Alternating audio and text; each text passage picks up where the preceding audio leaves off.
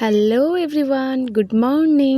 দেখো আজকে সকালটা শুরু করলাম এক গ্লাস গ্লুকন্ডি গোলা জল দিয়ে।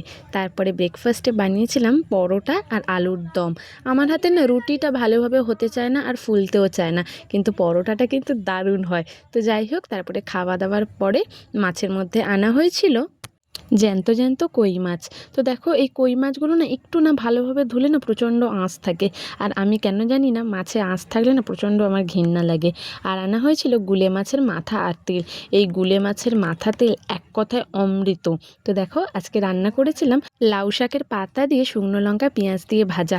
এই লাউ পাতার ভাজা কিন্তু আমার খুব ভালো লাগে খেতে।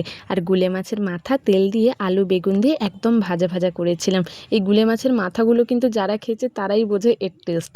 আর কই মাছগুলোকে একদম মাখো মাখো ঝাল করেছিলাম। রান্নাবান্নার পরে যখন পুজো দিতে যাব, দেখো এটা হলো শালিমারের ধূপ। বলতে আমরা যেরকম টাইপের ধূপ দেখি, এই ধূপটা কিন্তু একটু অন্য রকমের। আমি তো আগে দেখিনি, কে কে তোমরা দেখেছো আমাকে কমেন্ট করে জানিও।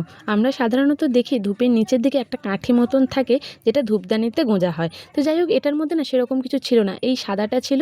দুদিকে দুটো এরকমভাবেই ধূপ দিতে হবে। আমার মনে হয়েছে এটা যেন একটা নতুনত্ব জিনিস, তাই তোমাদের সাথে শেয়ার করলাম। তো যাই হোক, তারপরে বিকেলবেলা দুপুরে যে রান্নাবান্না হয়েছিল না, সেগুলোই বিকালের জন্য হয়ে যাবে।